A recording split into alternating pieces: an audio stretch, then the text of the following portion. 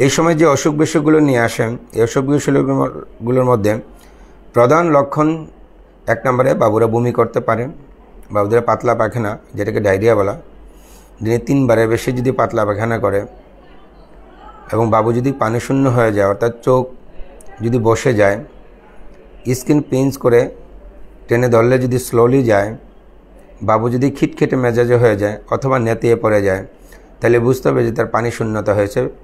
কোনো পানি শূন্যতার লক্ষণ নাই, কিন্তু ডায়রিয়া বা বমি আছে।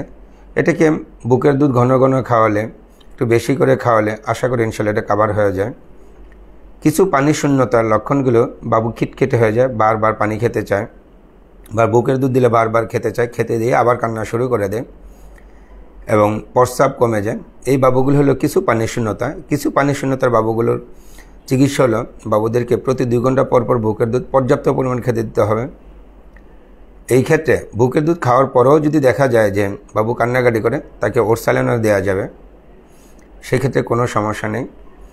আর এই বাবুগুলোর জন্য অবশ্যই ডাক্তারের শরণাপন্ন বা নিকটবর্তী স্বাস্থ্য কমপ্লেক্সে যেতে হবে।